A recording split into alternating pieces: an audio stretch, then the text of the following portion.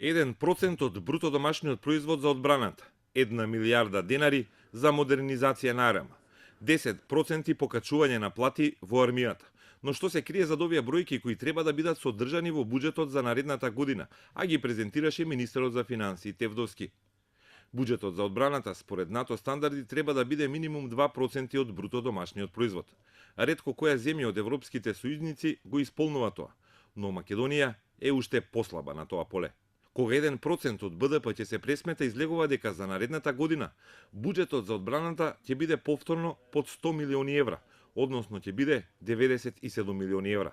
Лани првичната верзија на буџетот на одбраната беше рамно 100 милиони евра, но откако беа поништени 4 постапки за набавка на опрема, тие средства со ребалансот ова лето беа скратени за речиси 9 милиони евра. И воениот буџет на Македонија падна на околу 0,9% од БДП, на историски најниско ниво. Таа пракса трае повеќе од една деценија. Поранешниот началник на Генералштабот на АРМ, пензионираниот генерал Мирослав Стојановски, ни пресмета дека од 2008 до 2017 буџетот на одбраната паднал од 2,1% од БДП на само 0,9%. Намалувањето на парите влијае пред се на условите за работа, квалитетот на опремата и вооружувањето со кои работат војниците. Паѓа нивниот морал поради серија нерешени прашања, ни објасни генерал Стојановски. Слично оценува и друг пензиониран генерал, Драган Андревски, кој вели дека пракса стана да се зема од војската и да се префрлаат пари на други места.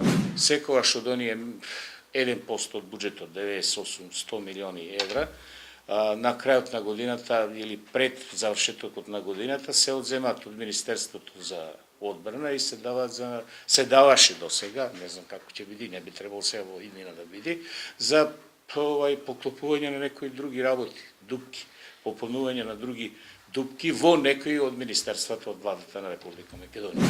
Инаку парите за армијата се во цивилни раце. Министерството за одбрана определува за што и колку ќе се троши. Пензионираниот генерал Филип Котели се сеќава како порано армијата сама одлучувала за својот буџет, кој бил доволен за нивните потреби.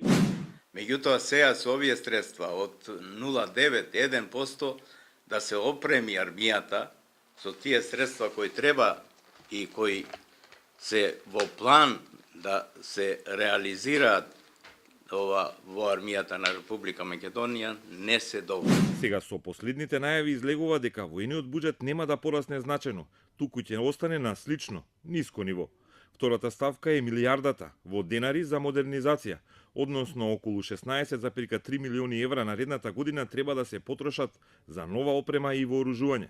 Постапка за набавка почна и ова година, но 3 дена пред да си замине од позицијата министер, Зоран Јолевски поништи 4 договори со израелската фирма Елбит за набавка на транспортери, комуникацијска опрема и друго вооружување и опрема.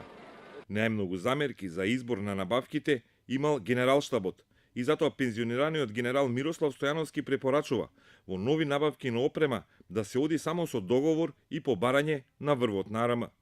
Новите набавки ќе го зголемат капацитетот на војската и ќе ги подобрат работните услови на војниците, оценува Стојановски. Генералот Андревски пак вели дека лошата опременост придонесува НАТО кога ја ангажира АРМ во мисија, главно македонските војници да ги распоредува за обезбедување на бази, а не во борбени акции, бидејќи имаат главно застарена опрема. Таков е и примерот со армиските хермелини, кои ем се донација, ем се стари повеќе од половина век.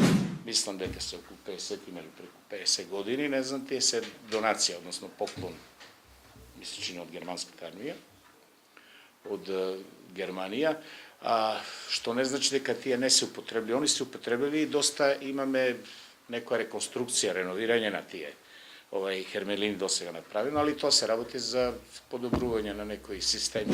Проблем за војниците се и лошите услови во касарните, каде многу ретко се вложувало со години, како и униформи, во кои се секојдневно. Пред неколку месеци беа објавувани вакви фотографии, скинати униформи. Набавките доцнеа и во овој дел. Задна година министрот тука изнесе дека ќе се армијата опреми со нови униформи, меѓутоа досега неам ја то видено дека е то реализирано. То беше обеќано веќе пред 2-3 години и ние разговаравме, дадовме свое мислење, свој допринос во тој поглед, меѓутоа реализацијата не е извршена.